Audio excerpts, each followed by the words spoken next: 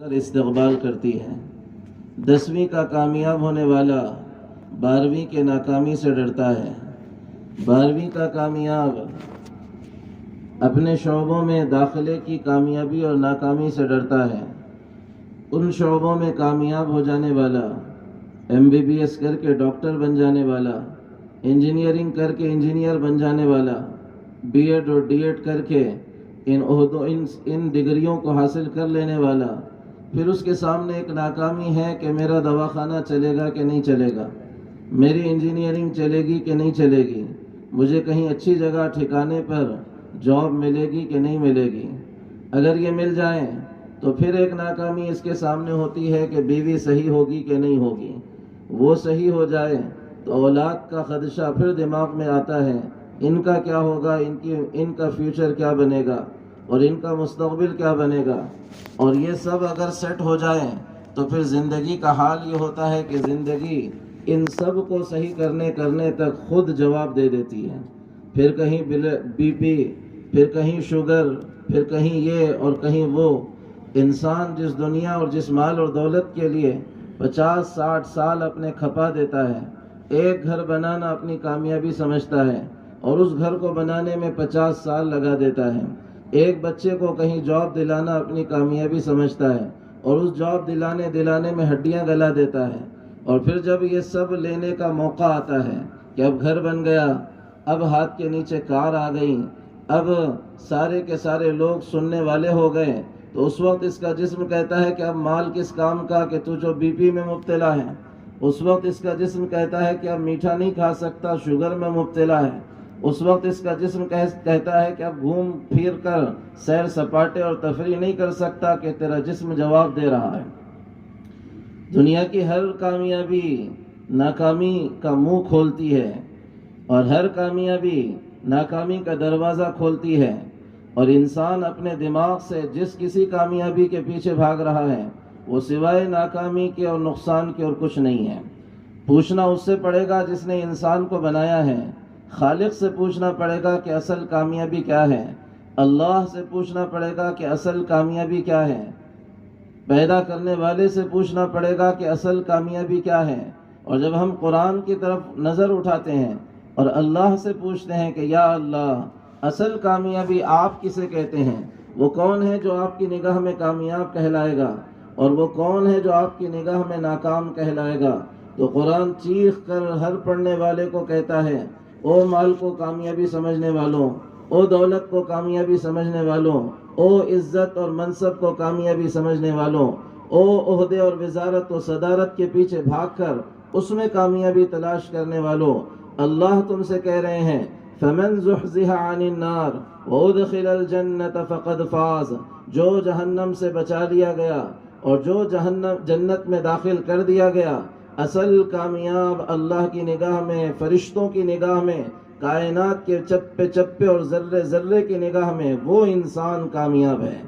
اگر وہ فقیر ہے تب بھی اللہ کی نگاہ میں کامیاب ہے، اگر وہ کالا ہے تب بھی اللہ کی نگاہ میں کامیاب ہے، اگر وہ جاہل ہے تب بھی اللہ کی نگاہ میں کامیاب ہے، اگر وہ دیہاتی اور جنگلی آدمی ہے تب بھی وہ اللہ کی نگاہ میں کامیاب ہے، اور جو جہنم سے بچا کر جنت میں داخل نہیں کیا گیا، وقت کا بادشاہ ہے تب بھی اللہ کی نگاہ میں ناکام ہے، وزیر ہے اور امیر و کبیر ہے، اللہ کی نگاہ میں ناکام ہے، ساری دنیا پر حکومت کرنے والا بھی ہے تو اللہ کی نگاہ میں جانور سے بدتر ناکام انسان ہے۔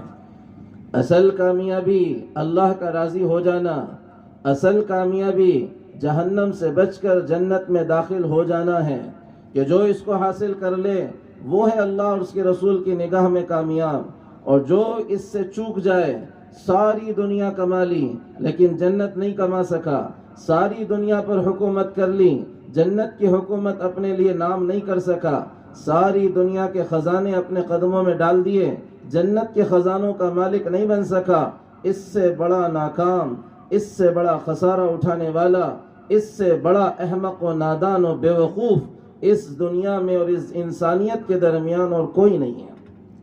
کہ یہ ہے کامیابی کہ اللہ راضی ہو جائے، یہ ہے کامیابی کہ جنت مل جائے، یہ ہے کامیابی کہ جہنم سے آدمی بچ جائے۔ اور اللہ تعالیٰ اسی کامیابی کی دعوت انسانیت کو دے رہے ہیں اور قسم اٹھا کر دے رہے ہیں، والعصر، قسم ہے زمانے کی، ان الانسان لفی خسر، ساری انسانیت خسارے کے طوفان دلدل میں ڈوب رہی ہے، ساری انسانیت خسارے اور گھاٹے میں پڑی ہوئی ہے۔ اللہ کو قسم کی کوئی ضرورت نہیں ہے۔ ومن اصدق من اللہ قیلا ومن اصدق من اللہ حدیثا، اللہ سے زیادہ کس کا قول سب سے زیادہ سچا ہو، اللہ سے زیادہ کس کی بات سب سے سچی ہو۔ اللہ نے انسانوں کی طبیعت کا خیال رکھتے ہوئے اپنے قرآن میں بندے سے خطاب کیا ہے کہ اس کے مزاج میں ہے، اس کو ایک بات سرسری کہہ دی جائے تو اس کو ہلکے میں لیتا ہے، اور اسی بات کو قسم کھا کر کہا جائے۔ میں کہوں بھائی دیکھو یہ مدرسے سے شہر کا راستے میں بیچ میں ایک راستہ ٹوٹا ہوا ہے، کہے گا ہاں بول رہے ہیں مولانا، کب گئے تھے پتہ نہیں، کب آئے تھے پتہ نہیں، اور میں کہوں میں قسم کھا کر کہتا ہوں وہ جانے والوں راستہ خراب ہے، کسی اور راستے سے جاؤ، تو نہ توجہ دینے والا بھی توجہ دے کر کہے گا کہ بھائی آدمی قسم کھا رہا ہے، کوئی اہم بات کہہ رہا ہے۔ اللہ نے اس مزاج کی رعایت کرتے ہوئے قسم کھائی، والعصر، قسم ہے زمانے کی، اور جس چیز کی قسم کھائی وہ انسان کی زندگی ہے۔ زمانہ کیا ہوتا ہے؟ کہ زمانہ انسان کا ملا ہوا وقت ہے، یہ زمانہ انسان کی ملی ہوئی عمر ہے، زمانہ انسان کی وہ گھڑیاں ہیں جس کو وہ گزار رہا ہے۔ حیاتک انفاس تعد فکلما مضى نفس منها انتقضت منه جزءا، شاعر عربی کا کہہ رہا ہے تیری زندگی کیا ہے، چند سانسوں کا نام ہے، جتنی سانسیں تو لے رہا ہے اتنی تیری زندگی کم ہوتی چلی جا رہی ہے۔ تمہیں تمہارے عمروں کی قسم ہے، تمہیں تمہارے وقت کی قسم ہے، تمہیں تمہاری زندگی کی قسم ہے۔ اس زندگی کے مقصد کو صحیح طے نہیں کرنے والے ہی خسارے میں گئے ہیں، اس زندگی کی قیمت کو صحیح سے طے نہیں کرنے والے ہی خسارہ اٹھانے والے ہیں۔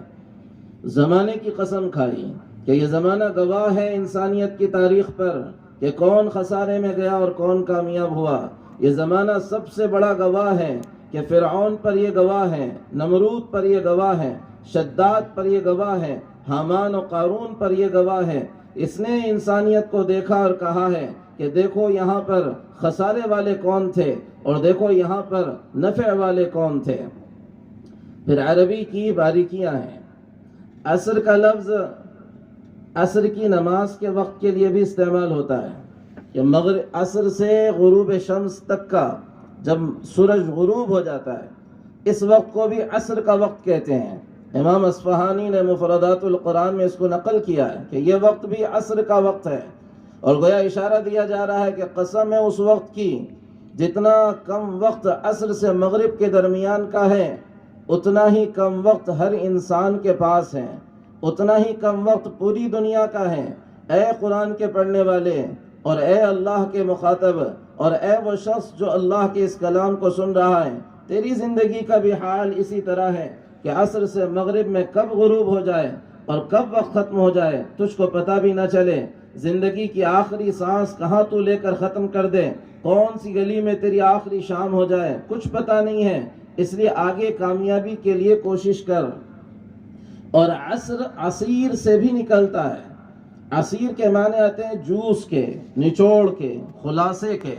گویا یہ تیسری قسم کھائی جا رہی ہے، والعصر۔ اے قرآن کے پڑھنے والے 114 صورتیں تھوڑی دیر کے لیے سائیڈ میں رکھ لے، 6000 سے زائد آیتوں کو تھوڑی دیر کے لیے بازو کر لے، میں ان سارے قرآن کا خلاصے اور خلاصے کی قسم کھا کر تجھ سے کہہ رہا ہوں، ان الانسان لفی خسر، ساری انسانیت خسارے میں جا رہی ہے، سارا انسان خسارے کے راستے پہ چل رہا ہے۔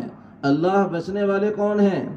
ایک عام آدمی کا سوال ہے، سب گھاٹے میں، سب ٹوٹے میں، سب خسارے میں، بچنے والے کون ہیں؟ کوئی تو ہوگا جو بچے گا اس طوفان سے، اور کوئی تو ہوگا جو بچے گا اس سیلاب سے، اور کوئی تو ہوگا جس کے بچنے کے لیے کوئی راستہ اللہ نے طے کیا ہوگا۔ اللہ کہہ رہے ہاں 4 کام کرنے والے بچیں گے، 4 کام میں سے ایک بھی چھوڑنے والے نقصان میں جائیں گے۔ چاروں کام ایک ساتھ لازم ہیں، چاروں کام ایک ساتھ ضروری ہے۔ کیا ہے وہ چاروں کام؟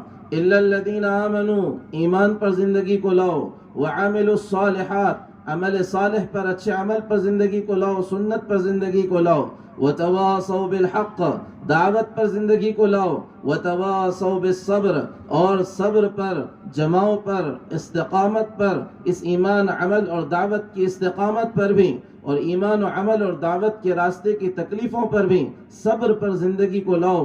جو ان 4 کاموں کو کرے گا وہ کامیاب ہے، اور جو ان 4 کاموں سے ہٹے گا وہ نقصان اٹھانے والا اور ناکام ہے۔ پہلی بنیاد لگائی ہے الا الذین آمنوا، ایمان والے بنو، اللہ کے بندے بنو، اللہ کے یقین کو دل میں اتارو، اللہ کی طاقتوں کا استحضار اپنے دل و دماغ میں بٹھاؤ، پہچانو کہ کون ہے خالق و مالک، اور پہچانو کہ کون ہے رب، کون ہے داتا، کون ہے پالنہار، کون ہے رب العالمین اور رحمان و رحیم۔ پہچانو لا الہ الا اللہ، جس کا کلمہ پڑھا ہے وہ اللہ کون ہے۔ اللہ کی معرفت ایمان کا راستہ ہے، ایمان کی ترقی کا راستہ ہے۔ پہچانتا ہی نہیں بندہ کہ کون ہے اپنا اللہ، ایک رٹا ہوا کلمہ ہے، مکتب میں پڑھ لیا، مدرسے میں پڑھ لیا، اس کلمے پر محنت کا دل و دماغ میں کوئی تصور بھی نہیں ہے۔ آدمی کو شیطان نے دھوکہ دیا ہوا ہے کہ صاحب بڑی تجویز سے کلمہ پڑھنا آتا ہے، تجھے کلمے کی محنت کی کیا ضرورت ہے، تو مسلمان ہے، کیوں آ رہے ہیں تبلیغ والے تجھے کلمہ سکھانے اور دین سکھانے کے لیے، تو پشتینی خاندانی مسلمان ہے، تیرے ابا فلاں سے تیرا رشتہ جڑتا ہے، فلاں سے تیرا خاندان جڑتا ہے۔ ان دھوکوں میں اور ان جملوں میں شیطان نے اصل ایمان کی محنت سے آگے آدمی کو ڈھکیل دیا، ورنہ کلمہ ایک محنت کا مطالبہ بندے سے کرتا ہے۔ لا الہ الا اللہ صرف زبان کا جملہ نہیں ہے، بلکہ مطالبہ ہے اس زبان کے جملے کو دل میں اتارو۔ یہ زبان کا جملہ کبھی بھی شیطان اس کو ہڑپ کر دے گا، اس کو دل میں اتارو تو اللہ تمہارے لیے کائنات کے نظام کو مسخر کرے گا، اللہ کے وعدے تمہارے لیے پورے ہوں گے، اللہ کے وعدے تمہارے حق میں اتریں گے، اب عزت تمہارا مقدر بنے گی، اب عروج تمہارا مقدر بنے گا، اب حکومت و خلافت تمہارا مقدر بنے گی، اب زمین تمہاری بات سنے گی، ہوائیں تمہاری بات سنے گی، آسمان تمہاری بات سنے گا، پہاڑ تمہاری بات سنیں گے، جنگلی جانور تمہاری بات سنیں گے۔ یہ کلمہ اندر اترا ہوا تھا، زمین کا زلزلہ اب عمر کی ٹھوکر پہ چپ ہو رہا ہے، نکلنے والی آگ جو جلانے کے لیے نکلی تھی، تمیم داری ایک بکری کی طرح اس کو اس کے ریوڑ میں لے جا کر دفن کر رہے ہیں، اور نیل پر ایک چٹھی اثر کر کے اس کے پانی کو بڑھا رہی ہے، اور عقبہ بن نافع وہ افریقہ کے جنگلوں میں جا کر کھڑے ہو کر آواز لگا رہے ہیں، ایھا السباع والحشرات، اے جنگل کے درندوں پرندوں چرندوں، نحن اصحاب رسول اللہ صلی اللہ علیہ وسلم، ہم محمد صلی اللہ علیہ وسلم کے صحابہ ہیں، ارحلوا فإنا نازلون، یہاں سے کوچ کر جاؤ، نکل جاؤ۔ 17 کلومیٹر کا جنگل ہے جس میں آواز لگ رہی ہے کہ یہاں سے نکل جاؤ، یہاں سے کوچ کر جاؤ، ہمیں اپنی چھاونی اور اپنا پڑاؤ یہاں پر لگانا ہے، ہم تمہیں 3 دن کی مہلت دے رہے ہیں، فمن وجدناہ بعد قتلناہ، 3 دن کے بعد اگر ہم نے کسی کو پایا اور اس کو قتل کیا تو یہ نہ کہنا کہ محمد صلی اللہ علیہ وسلم کے صحابہ نے اس پر ظلم کیا ہے۔ 40 بربر قبیلے اطراف میں اس آواز کو سن رہے ہیں اور ہنس رہے ہیں، ٹھٹے مار رہے ہیں کہ دیکھو یہ دیوانے کہاں سے پتہ نہیں چل کر آئے ہیں، جو کسی پہاڑ پہ چڑھ کر جنگل کے درندوں کو خطاب کر رہے ہیں، ان کی زبان ہمیں نہیں سمجھ میں آ رہی، ان کی زبان جانور کیسے سمجھیں گے۔ اور 3 دن کے بعد جب منظر دیکھ رہے ہیں کہ ہر جانور اپنے جوڑے کے ساتھ اور بچے کے ساتھ جنگل کو صاف کر رہا ہے، تو یہ 40 بربر قبیلے کہہ رہے ہیں کہ ہم گواہی دیتے ہیں اللہ ایک ہے، محمد اللہ کے رسول ہیں۔ اللہ کا یقین، اللہ کی ذات کا یقین، لا الہ الا اللہ کا دل میں اترنا، لا الہ الا اللہ کا دل میں جانا کائنات کے نظام کو بندے کے لیے مسخر کرتا ہے۔ لا الہ الا اللہ ایک محنت ہے کہ بندہ اس پر محنت کرے، بندہ اس کو بنانے کی فکر کرے۔ صرف کلمے کے پڑھ لینے پر یہ مسلمان کہلانے کا مستحق ہے، یہ کلمہ جب پوری حقیقت کے ساتھ اس کے اندر داخل ہوتا ہے تب یہ مومن کہلانے کا مستحق بنتا ہے۔ اللہ کی معرفت، اللہ کے یقین، اللہ کا تعلق، اللہ کی پہچان، آدمی جس کو پہچانتا ہے اس کے سامنے سر جھکاتا ہے، جس کی طاقتوں کا سامنے استحضار ہوتا ہے اس کے سامنے سر جھکاتا ہے، جس کا پاور اس کے سامنے ہوتا ہے اس کے سامنے سر جھکاتا ہے۔ آدمی کا مزاج ہے، عربی کا مقولہ ہے انما یعرف العامر تاتی عدمت الاوامر، حکم دینے والے کو اگر جان لو گے تو اس کے حکم کی عظمت دل میں بیٹھے گی۔ پہچانا ہی نہیں اللہ کون، پہچانا ہی نہیں اس کی طاقت، اس کی قدرت، 5 روپے سے ہونے کا یقین ہے، اللہ کے ذات سے ہونے کا یقین مرا پڑا ہے۔ دنیا کے لوگوں سے ہونے کا یقین ہے، سیٹ سے، چودھری سے، فلاں سے، چنا سے، اس سے ہونے کا یقین ہے کہ اس کے پاس جاؤں گا تو کام بن جائے گا، اس کے پاس جاؤں گا تو کام بن جائے گا، اس کے پاس جاؤں گا تو کام بن جائے گا، اس کے ساتھ تھوڑا ریلیشن مینٹین کروں تاکہ وقت پر یہ کام آ جائے گا، اس کے ساتھ تھوڑے تعلق بناؤں تاکہ مصیبت میں یہ مدد کر دے گا۔ اللہ کی قسم ہے، اللہ کا تعلق اگر بندے کا ایسا بنتا تو اللہ ساری کائنات کے ہر انسان کو اور دنیا کے ہر فرد کو اس کے قدم میں لا کر ڈال دیتے اور کہتے کہ اس سے کہ اپنی ضرورتیں پوری کرے۔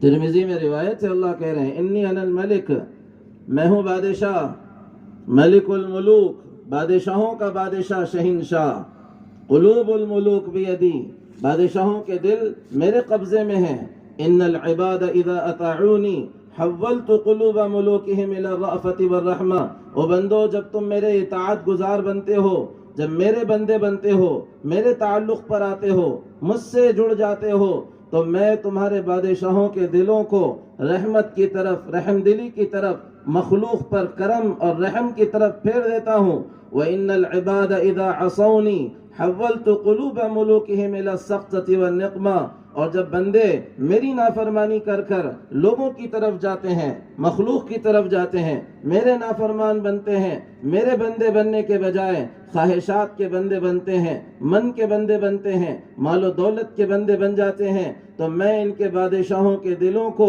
سختی کی طرف پھیر دیتا ہوں، ظلم و زیادتی کی طرف پھیر دیتا ہوں، انتقام کی طرف پھیر دیتا ہوں۔ پھر یہ اپنی مخلوق کے لیے ایک فرعون بن کر مسلط ہوتے ہیں، نمرود بن کر مسلط ہوتے ہیں، شداد بن کر مسلط ہوتے ہیں، ظالم بن کر مسلط ہوتے ہیں۔ اس وقت تم بد دعائیں کرتے کے لیے ہاتھ اٹھا کر کہتے ہو اللہ انہیں ہلاک کر دے، اللہ ان سے ہمیں نجات دے دے۔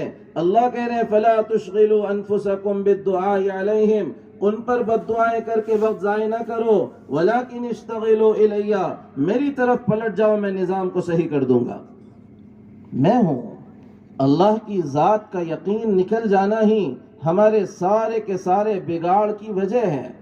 لا الہ الا اللہ کی محنت اس لیے کروائی جا رہی ہے کہ کلمے کو حقیقت کے ساتھ اندر اتارو، پہچانو اپنے خالق اور مالک کو اور اپنے رب کو، پہچانو اپنے پالنہار کو، اس کی طاقتوں کو بولو، اس کی طاقتوں کو دل میں اتارو، اس کی طاقتوں کو دماغ میں بٹھاؤ کہ وہ ہے ہر جگہ تمہیں دیکھ رہا، وہ اکیلا اپنی ذات میں، اس کا کوئی برابر کا نہیں، اس کے برابر کوئی خدا نہیں، اس کا کوئی شریک نہیں، اس کی کوئی مثل اور مثال نہیں۔ اللہ قل هو اللہ احد، کہیے آپ اعلاناً کہ وہ ایک اکیلی ذات ہے۔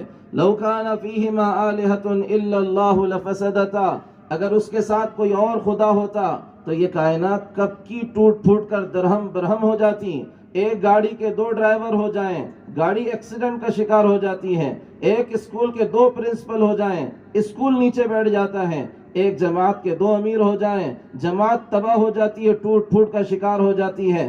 ایک نظام کا کوئی 2 سرغنہ ہو جائے، وہ سارا نظام ٹھپ ہو جاتا ہے۔ اس کائنات میں اللہ کے علاوہ کوئی اور رب ہوتا، کوئی اور داتا اور خدا ہوتا، کوئی اور اللہ ہوتا تو یہ کائنات کب کی ٹوٹ پھوٹ کا شکار ہو جاتی۔ ایک رب کہتا احمد نگر والوں پر بارش ہونی چاہیے، دوسرا کہتا نہیں نہیں وہ تو صرف تجھے پوچھتے ہیں، تیری عبادت کرتے ہیں، میں ان پر بارش ہونے نہیں دوں گا۔ یہ دونوں ہی آپس میں لڑ کر آپس کی زندگی کو اور اپنے نظام کو تباہ کر دیتے۔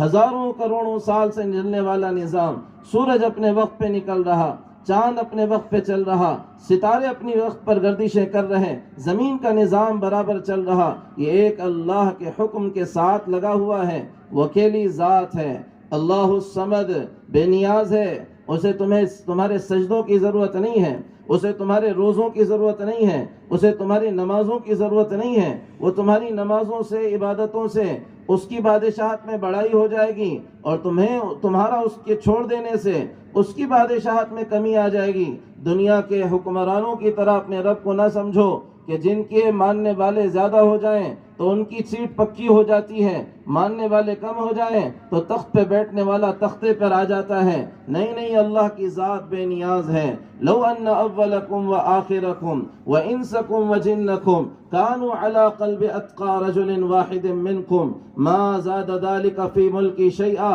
کان کھول کر سنو اے انسانوں، آدم سے لے کر آخری انسان تک، انسان و جنات سب کے سب، مرد اور عورتیں سب کے سب ایسے ہو جائیں جیسے دنیا کا سب سے نیک کوئی آدمی تھا، محمد الرسول اللہ صلی اللہ علیہ وسلم جیسے ہو جائیں، انبیاء جیسے ہو جائیں، صحابہ اور حواریین جیسے ہو جائیں، اللہ کہہ رہے ہیں یہ سب کے سب اگر ایسے ہو جائیں تب بھی میری بادشاہت میں رتی برابر کوئی اضافہ نہیں ہوگا۔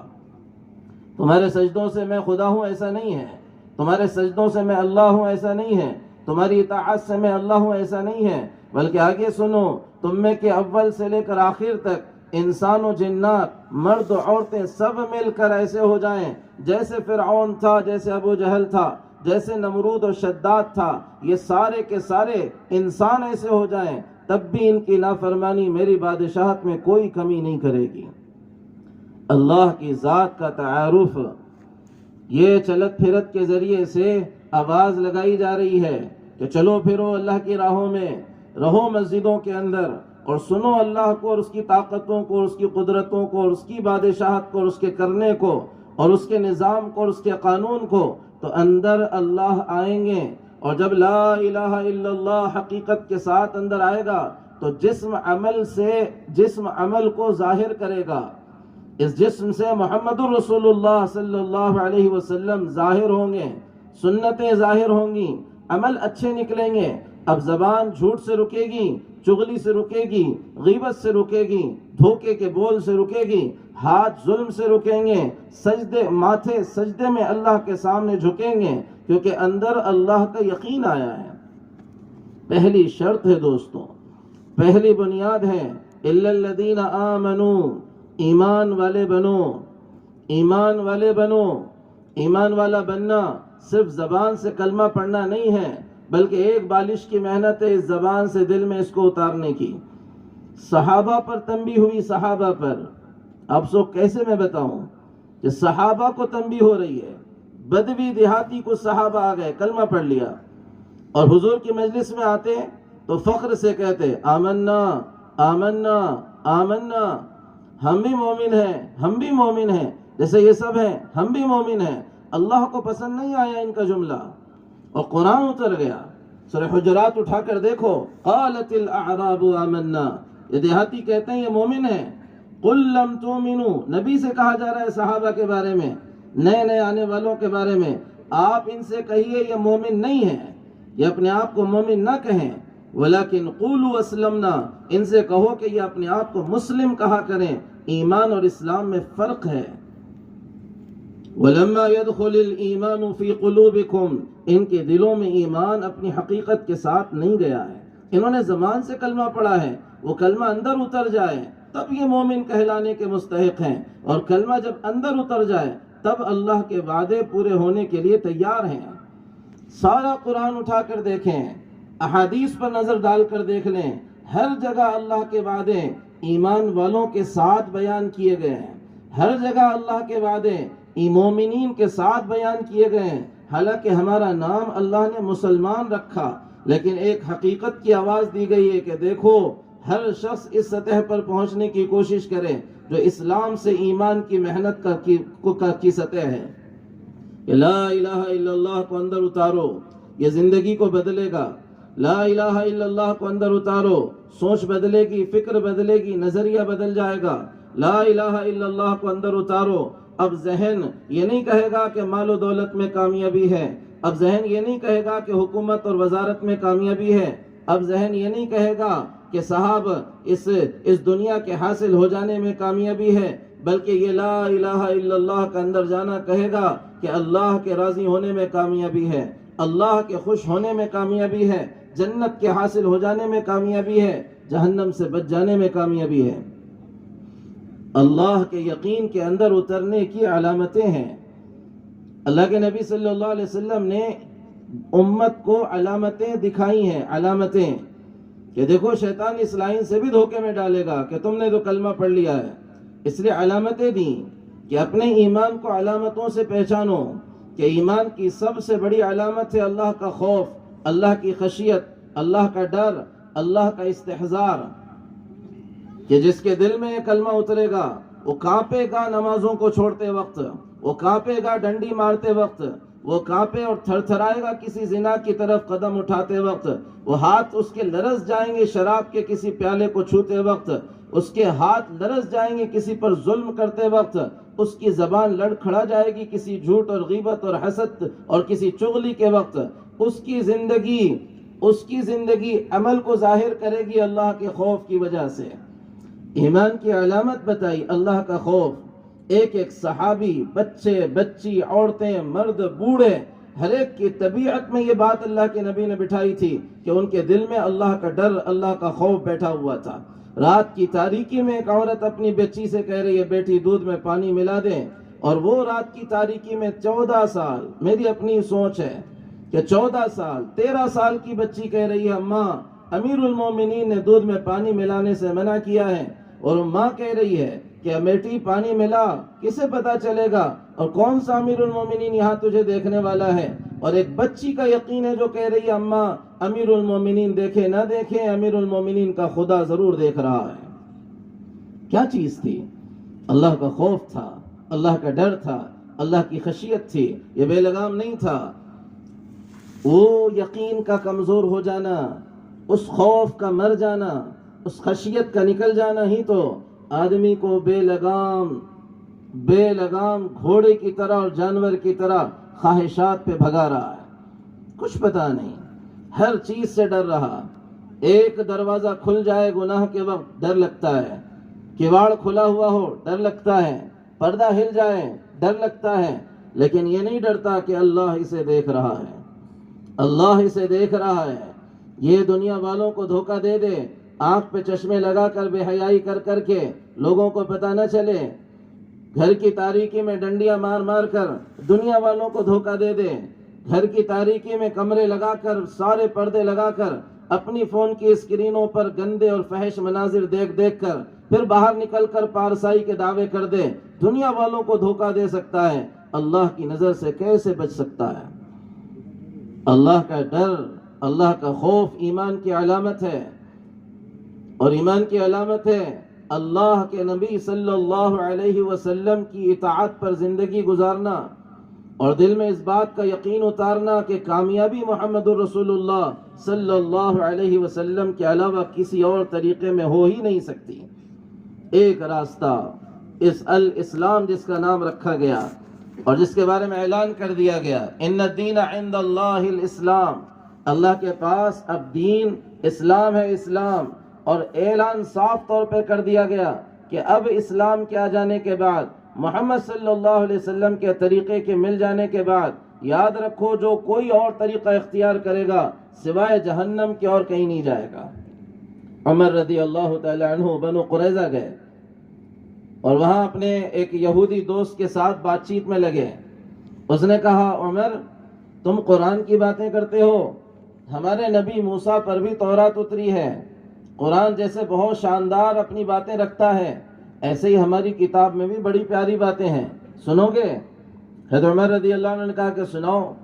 اس نے چند حکمت نصیحت کی باتیں، کوئی حکم کی بات نہیں تھی، فرض واجب احکامات نہیں تھے، بلکہ کچھ اقوال زرین کہو، گولڈن ورڈز کہو، کوئی حکمت و نصیحت کی باتیں کہو، یہ باتیں تھیں، حضرت عمر کو سنا دیں۔ حضرت عمر رضی اللہ تعالیٰ عنہ کو اچھی لگیں، ایک تختی پر اس کو لکھ لیا اور حضور اکرم صلی اللہ علیہ وسلم کے مجلس میں آئے۔ حضور اپنے منبر پر جلوہ افروز ہیں، بیٹھے ہوئے ہیں۔ حضرت عمر کہہ رہے ہیں یا رسول اللہ صلی اللہ علیہ وسلم، بنو قریظہ گیا تھا، میرے یہودی دوست نے تورات کی چند باتیں لکھ کر دی ہیں، بڑی اچھی مجھے لگیں، آپ بھی سنیں، بڑی پیاری آپ کو بھی لگیں گی۔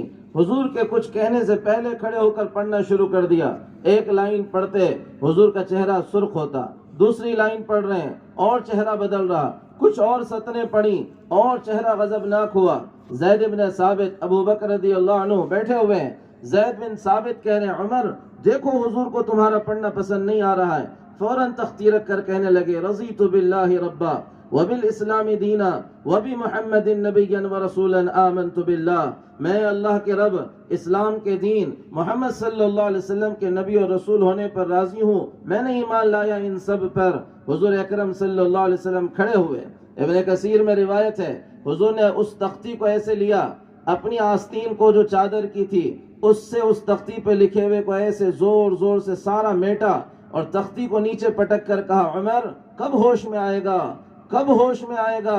تورات کی باتیں کر رہا ہے. قسم خدا کی لو کان موسیٰ حیا ما وسعہ الا اتباعی. جس موسیٰ پر یہ تورات اتری وہ موسیٰ بھی زندہ ہو کر آ جائیں تو اللہ انہیں بھی نجات میری اتباع کیے بغیر نہیں دے گا. ایک راستہ ہے محمد الرسول اللہ صلی اللہ علیہ وسلم، جس کو قرآن کہہ رہا ہے وَعَمِلُوا الصَّالِحَاتِ. اچھے عمل جنہوں نے کیے، ایمان کے بعد اچھے عمل جنہوں نے کیے. اچھے عمل کا سکہ محمد الرسول اللہ صلی اللہ علیہ وسلم کی سنت کا سکہ ہے. جس پر محمد کی نسبت لگ گئی وہ اچھا عمل ہے، اور جو عمل محمد الرسول اللہ صلی اللہ علیہ وسلم کی نسبت سے ہٹ گیا وہ اچھا عمل نہیں ہو سکتا. وَعَمِلُوا الصَّالِحَاتِ. محمد صلی اللہ علیہ وسلم کی زندگی اپناؤ، محمد صلی اللہ علیہ وسلم کی سنتوں پر آؤ. الاسلام جس کا نام رکھا گیا اس دین پر آؤ، اور صرف نماز، روزے، حج اور زکوٰۃ کی حد تک نہ ہو، بلکہ پیدائش سے لے کر موت تک، اور صبح سے لے کر رات اور رات سے لے کر صبح تک اپنی عقیدے میں محمدی بنو، تو عبادتوں میں بھی محمدی بنو، تو معاملات میں بھی محمدی بنو، معاشرت میں بھی محمدی بنو، اخلاق میں بھی محمدی بنو. دین صرف مسجد کی حد تک نہیں ہے، دین پوری زندگی کے لیے ہے. دین پوری زندگی کا احاطہ کر رہا ہے کہ جس طرح نماز کا ایک رکن بھی نبی کے طریقے کے خلاف نہیں کرتے ہو، ایسے ہی تجارت نبی کے طریقے پر کرو، ایسے ہی معاشرت نبی کے طریقے پر لاؤ، ایسے ہی اخلاقیات نبی کے طریقے پر لاؤ. اور اس بات کا یقین دل میں بٹھاؤ کہ یہ زندگی میں ہوگا تو اللہ عزتیں دے گا، یہ زندگی سے ہٹے گا تو اللہ ذلیل کر کے رکھے گا. چھوٹی سی بات ہوئی تھی، چھوٹی سی بات ہوئی تھی. فلسطین والوں نے کہا کہ صاحب جنگیں بہت ہو رہی ہیں، نقصان ہو رہا، اگر تم اپنے امیر عمر کو یہاں بلا لو تو ہم سارا علاقہ اس کی چابیاں تمہارے ہاتھ میں دے دیں. صحابہ سے مشورہ کیا. صحابہ نے کہا اتنی بڑی خیر بغیر لڑائی کے اگر مل رہی ہو تو عمر کو ضرور جانا چاہیے. اپنی اونٹنی، اپنا غلام، چلا یہ قافلہ مدینہ سے. ابو عبیدہ رضی اللہ عنہ کو معلوم ہے عمر رضی اللہ عنہ کی سادگی، معلوم ہے ان کا سادہ پن، محمد صلی اللہ علیہ وسلم کی اتباع اور محمد صلی اللہ علیہ وسلم کے طریقے پر جان دے دینا. لیکن دوسری طرف رومن امپائر کو دیکھے ہوئے ہیں، ان کے شان اور ان کے ٹھاٹ باٹ کو دیکھے ہوئے ہیں. ساری دنیا پر دنیا پر حکومت کرنے والی سپر پاور سامنے ہے. دو پڑاؤ پیچھے آگے آ گئے. حضرت عمر کو روکا کہ امیر المومنین سیاسی مصلحت کے تحت ایک رائے ہے. کیا ہے کہ یہ پیبند لگا ہوا لباس اتار دیجئے. آگے جن کے پاس جا رہے ہو بہت ٹھاٹ باٹ والے لوگ ہیں، ان کے رہنے سہنے، کپڑے، ان کی سواریاں، ان کے محل، ان کے لباس، ان کے پوشاک، تصور نہیں کیا جا سکتا مدینہ کی اس سادگی میں وہ کیسی زندگی گزارتے ہیں. ہماری بس رائے ہے پیبند والا اتار کر ایک اچھا لباس ہم نے بنایا ہے وہ پہن لیں، اور یہ گرد میں اٹی ہوئی، دھول میں اٹی ہوئی اونٹنی سے اتر کر ایک صاف ستھرا گھوڑا ہے اس پہ سوار ہو جائیں. حضرت عمر رضی اللہ عنہ نے کہا ٹھیک ہے، سیاسی مصلحت ہے، ٹھیک ہے میں تیار ہوں. اس لباس کو پہنا، اس گھوڑے پہ بیٹھے، چند قدم وہ گھوڑا چلا، فوراً کہا روکو اس گھوڑے کو. اترے گھوڑے سے اندر خیمے میں آئے، پھر پرانا لباس پہنا، پرانی اونٹنی منگوائی. ابو عبیدہ دوڑ کے آ رہے ہیں، امیر المومنین کیا ہوا، کیوں آپ نے لباس بدل دیا؟ امیر المومنین عمر کہہ رہے ہیں ابو عبیدہ تو ہے اس لیے چھوڑ رہا ہوں، تیرے علاوہ کوئی اور ہوتا تو اپنے کوڑے سے مار مار کر اس کی حالت خراب کرتا. اور وہ تاریخی جملے ہیں تو عمر نے کہے ہیں جو آپ اور میں ہر ایک اپنے دماغ میں لکھ لیں، دل پر لکھ لیں کہ یہی اصل کامیابی ہے. کیا کہا تھا ابو عبیدہ سے؟ عمر نے کہا تھا کننا اذل الناس، اے ابو عبیدہ ذلیل لوگ تھے ہم. کون ہمیں دیکھنے والا تھا؟ کون ہم پہ نظر کرنے والا تھا؟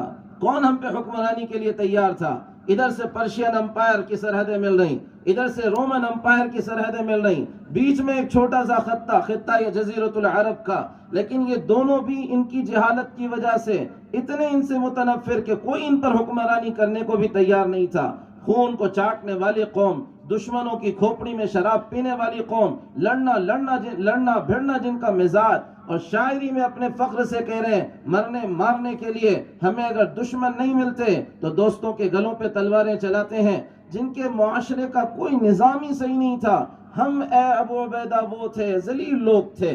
فَأَعَزَّنَا اللَّهُ بِالْإِسْلَامِ، اللہ نے ہمیں اسلام کے ذریعے عزت دی، اسلام کے ذریعے عزت دی، اسلام کے ذریعے عزت دی۔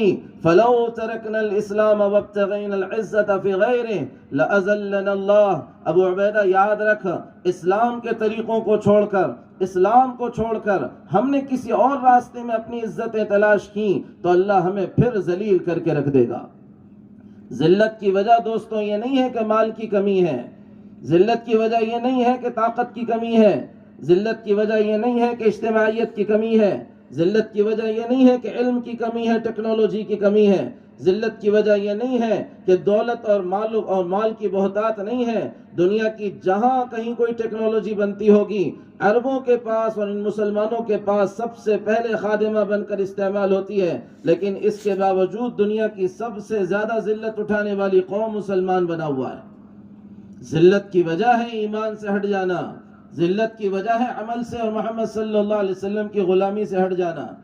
خسارے کی چیز یہ ہے کہ ایمان نکل جائے، خسارے کی چیز یہ ہے کہ عمل نکل جائے۔ یہ دو باتیں ہوئی کہ الا الذین آمنوا، ایمان پر آؤ، وعملوا الصالحات، عمل پر آؤ، محمد صلی اللہ علیہ وسلم کے عمل کو کامیابی کا ضامن سمجھو، محمد صلی اللہ علیہ وسلم کے طریقے میں نجات کا یقین دل میں بٹھاؤ۔ ان کے علاوہ سارے طریقوں پہ لات مار کر کہو کہ یہ پاگلوں کے طریقے ہیں، جیسے حذیفہ رضی اللہ عنہ نے کہا تھا۔ دستر لگا ہوا ہے، سامنے بڑے بڑے لوگ بیٹھے ہوئے ہیں اور دسترخوان پہ کھانا چل رہا ہے۔ حذیفہ رضی اللہ عنہ کے ہاتھ سے لقمہ گرا، اٹھانے کے لیے ہاتھ بڑھایا، بازو والا اشارہ کر رہا ہے، حذیفہ بڑے بڑے لوگ ہیں یہ رومن امپائر کے، ان کے نزدیک گرا ہوا اٹھا کر کھانا پسند نہیں ہے، اسے معیوب سمجھتے ہیں، اور پوری طاقت سے جھڑک کر کہہ رہے ہیں پرے ہٹ، اَأَتْرُكُ سُنَّةَ حَبِيبِ لِهَؤُلَاءِ الْحُمَقَاءِ، میں ان پاگلوں کے لیے نبی کا طریقہ نہیں چھوڑ سکتا۔ يَعْمِلُ الصَّالِحَاتِ، اور ایمان و عمل کے ساتھ اس امت کی ذمہ داری ہے، دعوت کی ذمہ داری، کہ یہ امت دعوت پر آئے۔ اس امت کا کام ہے دعوت کا کام، اس کے مقام، اس کے مرتبے کو اللہ نے دعوت کی وجہ سے بلند کیا ہے۔ دعوت امت میں تھی تو امت ارتداد سے محفوظ تھی، دعوت امت میں تھی تو اسلام اور دین پھیل رہا تھا، دعوت امت میں تھی، اللہ تعالیٰ نے عزتوں کے، عروج کے، ترقی کے فیصلے امت کے لیے کیے تھے۔ دعوت امت کے دل سے نکل گئی، زندگی سے نکل گئی ہے۔ آج امت کے لیے سب سے بڑا مسئلہ اگر کوئی مسئلہ بنا ہوا ہے تو وہ ارتداد کا مسئلہ بنا ہوا ہے۔ مولانا علی میاں رحمۃ اللہ علیہ بھٹکل پہنچے، کچھ چینل والوں نے آ کر ان سے سوال کیا کہ صاحب اس وقت ملک کے یہ حالات، یہ حالات، یہ حالات، یہ حالات، یہ حالات، یہ مسئلہ چل رہا، یہ مسئلہ چل رہا، یہ مسئلہ چل رہا، ان سارے مسئلوں میں آپ کے نزدیک سب سے زیادہ خطرناک اور سب سے بڑا اور سب سے اہم مسئلہ کیا ہے؟ مولانا علی میاں رحمۃ اللہ علیہ نے کہا تھا کہ جتنے مسئلے اس وقت زمین کے چل رہے ہیں یہ وقتی مسئلے ہیں، وقت ان کو خود اپنی گھاٹ اتار کر ختم کر دے گا۔ میرے نزدیک امت کا سب سے بڑا مسئلہ، اور بدقسمتی سے جس کو امت مسئلہ سمجھنے کے لیے تیار نہیں ہے، وہ یہ مسئلہ ہے کہ امت ارتداد کا شکار ہو رہی ہے، امت کا ایمان اس سے چھینا جا رہا ہے، امت کا دین اس سے چھینا جا رہا ہے، اس کا کلمہ اس سے چھینا جا رہا ہے، اور اس کو اس کا احساس بھی نہیں ہے کہ یہ کلمے کے بغیر اس دنیا سے جا رہا ہے۔ کہ دعوت کی ذمہ داری تھی، دعوت چلتی تھی تو ایمان قائم تھا، دین مضبوط تھا، دین میں استقامت تھی۔ آپ نے دنیا میں کوئی انسان ایسا نہیں دیکھا ہوگا جو اپنے گھر پہ لوگوں کو بلا رہا ہو، کوئی ہمت کرے اسے اپنے گھر پر بلانے کے لیے۔ دعوت کام تھا، انسانیت اللہ کے دین کی طرف آ رہی تھی، اپنے پرائے دین کی طرف پلٹ رہے تھے۔ دعوت چھوٹ گئی اور دعوت زندگی سے نکل گئی تو انسانیت کیا آتی، خود اسلام والا دین سے نکل رہا ہے۔ قرآن اترا، اللہ کی مدد اور نصرت آئے گی۔ اذا جاء نصر اللہ والفتح ورأيت الناس يدخلون في دين الله افواجا، اے نبی آپ دیکھو گے کہ فوج در فوج لوگ دین میں داخل ہوں گے، محنت ہو رہی ہے، دعوت ہو رہی ہے، تم دیکھو گے کہ فوج در فوج لوگ دین میں داخل ہوں گے۔ جناب رسول اللہ صلی اللہ علیہ وسلم نے روتے ہوئے کہا تھا وَسَيَخْرُجُونَ مِن دِينِ اللَّهِ أَفْوَاجًا كَمَا دَخَلُوا فِيهِ، جیسے یہ فوج در فوج دین میں داخل ہوئے ہیں ایسے ہی ایک دن آئے گا محنت کے چھوٹ جانے کی وجہ سے فوج در فوج دین سے نکل بھی جائیں گے۔ ایمان کی فکر دعوت کا بنیادی عنوان ہے۔ ہر آدمی ایک دوسرے کی فکر، ہر فرد کی فکر، امت کی فکر میں چلے پھرے۔ ہر آدمی اس فکر کو لے کر چلے کہ اس کا کام دعوت ہے۔ ایمان و عمل کے بعد اللہ نے اس کے اوپر ختم نبوت کے صدقے دعوت کی ذمہ داری ڈالی ہے۔ ختم نبوت کے صدقے اس کے ہر فرد کو دعوت کا ذمہ دار بنایا ہے۔ تبلیغ کے لوگوں کا کام نہیں، اور تبلیغ والے کہہ رہے ہیں اس لیے دعوت کرنا نہیں، بلکہ دعوت اس لیے کہ اللہ کا امر ہے، محمد الرسول اللہ صلی اللہ علیہ وسلم کا حکم ہے، امت کی ذمہ داری ہے۔ کنتم خیر امہ اخرجت للناس، تم بہترین امت ہو۔ کیوں بہترین ہو بھائی؟ کیا شکل بدل گئی پچھلی قوموں سے ہماری؟ کیا قد و قامت بدل گئی پچھلی قوموں سے ہماری؟ کیوں بہترین اس امت کو کہا جا رہا ہے؟ مقصد بتایا جا رہا ہے۔ بہترین ہونے کی وجہ یہ نہیں ہے کہ گورے چٹے ہو، عرب ہو، عجم ہو، ہندی ہو، سندھی ہو، بلکہ خیر امت ہونے کی وجہ یہ ہے اخرجت للناس، انسانیت کے لیے نکالے گئے ہو، انسانیت کے نفع کے لیے نکالے گئے ہو۔ تامرون بالمعروف وتنہون عن المنکر، دعوت تمہارا کام ہے اس لیے تم خیر امت ہو۔ اور عمر رضی اللہ تعالی عنہ بڑی تاکید سے صحابہ سے کہتے تھے، بعد والوں سے کہتے تھے ان فی هذه الآیۃ لشرائط، اے قرآن کے پڑھنے والوں اور اس آیت کے پڑھنے والوں، اللہ نے خیر امت بننے کے لیے شرطیں بیان کی ہیں۔ فمن اراد ان یکون من خیر الامہ فلیؤدی شرائط اللہ، جس کا ارادہ خیر امت کی صف میں اپنے آپ کو کھڑا کرنا ہو وہ شرطوں کو پورا کرے تب خیر امت ہے، ورنہ تمہارا بھی دعویٰ یہودیوں کی طرح دعویٰ ہو جائے گا۔ عمل کچھ نہ کرو اور کہو نحن ابناء اللہ واحباؤہ، ہم اللہ کے بیٹے، ہم اللہ کے محبوب۔ اللہ کے پاس ان ساری چیزوں کی کوئی حیثیت نہیں ہے۔ اللہ کے پاس ایمان ہے، اللہ کے پاس عمل ہے، اللہ کے پاس آپ کی محنتیں ہیں۔ آپ اس پر آؤ گے کالا کامیاب ہو جائے گا، گورا ناکام ہو جائے گا۔ آپ اس پر آ جاؤ گے غریب کامیاب ہو جائے گا، ہٹنے والا امیر ناکام ہو جائے گا۔ اللہ کے پاس کوئی نسبت نہیں، اللہ کے پاس کسی کی کوئی رشتہ داری نہیں، اللہ کے پاس کسی کا کوئی لگاؤ نہیں۔ ایک ضابطہ ہے ایمان پر آؤ، عمل پر آؤ، دعوت پر آؤ، اور ان تینوں پر صبر کرو، جم جاؤ، وقتی نہ بنو کہ ایک موسلا دھار بارش آ کر برس کے چلی گئی اس کے بعد کوئی حال نہیں، بلکہ اس پر جم جاؤ۔ صبر کے معنی تکلیف کے برداشت کرنے کے بھی ہیں، صبر کے معنی جمنے کے بھی ہیں، کہ اس پر جمو، ایمان پر جمو، عمل پر جمو، دعوت پر جمو۔ اس میں کوئی تکلیف آئے برداشت کرو اور اس کو قبول کرو کہ یہ حق کے راستے کی تکلیفیں ہیں۔ اللہ نے یہ تکلیفیں نبیوں کی وراثت بنائی ہیں، میرے حصے میں آ رہی ہیں، میں تھوڑی اس درجے کا آدمی ہوں۔ جمو اس کے اوپر تو کامیاب ہو جاؤ گے۔ 4 شرطیں رکھی ہیں ساتھ میں۔ پہلی شرط پر آ گئے، ایمان پر نہیں ہے سیدھے جہنم ہے۔ ایمان پر تو آ گئے، عمل پر نہیں ہے تو جنت کبھی نہ کبھی ملے گی لیکن جہنم سے گزر کے جانا پڑے گا۔ اور ایمان و عمل پر آ گئے، دعوت زندگی میں نہیں ہے، جنت مل جائے گی، نیچے کے درجے کی جنت ملے گی، یہ بھی گھاٹے میں ہوگا کہ بلند مقامات سے محروم کر دیا جائے گا۔ اور اگر صبر ان ساری چیزوں پہ نہیں ہے تو ٹائٹل اس کے ہاتھ میں اللہ کی رضامندی اور اصل بنیادی کامیابی کا نہیں مل پائے گا۔ 4 چیزوں کو جوڑا ہے۔ کس کامیابی کے پیچھے انسان بھاگ رہا؟ شیر شاہ سوری ساری زندگی کامیابی کے پیچھے تھا کہ دلی کا تخت میرے حصے میں آئے، دلی کا بادشاہ بنوں۔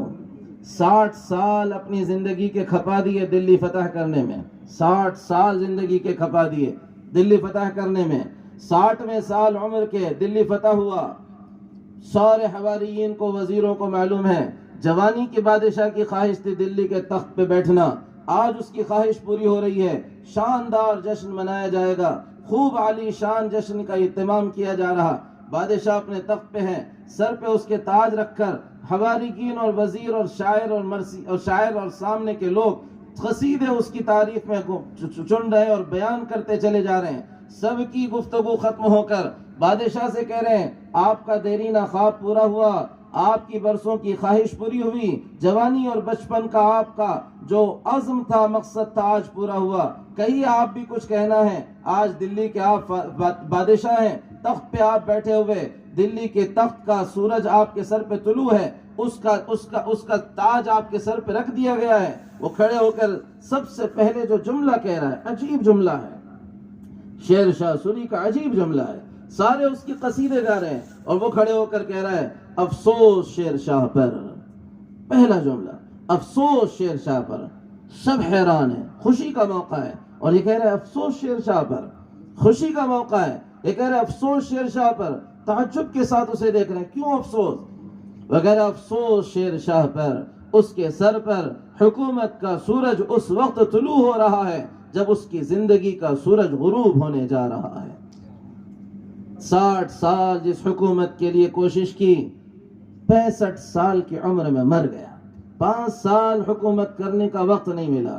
اور میرے دوستوں بھائیوں، دنیا کے یہ سارے کامیابی کے نقشوں کی حقیقت یہی ہے، جن جن چیزوں کے پیچھے کامیابی سمجھ کر ہم بھاگ رہے، ان کے حاصل کر لینے کا تو موقع ہی بہت ساروں کو نہیں ملتا، اور جن کو مل جائے انہیں باقی رکھنے کی فرصت نہیں مل پاتی۔ اس کے مقابل میں اللہ کہہ رہے ہیں اللہ کو راضی کر لو، جنت میں داخل ہو جاؤ، جہنم سے اپنے آپ کو بچا لو، تم سے بڑا کامیاب اور کوئی نہیں ہے۔ اس کے لیے طریقہ دیا، ایمان پر آؤ، عمل پر آؤ، دعوت پر آؤ، استقامت اور صبر پر آؤ، جو اس پر آ گیا اللہ اسے کامیاب کرے گا، جو اس سے ہٹ گیا اللہ اسے ناکام کرے گا۔ اللہ مجھے آپ کو عمل کی توفیق عطا فرمائے۔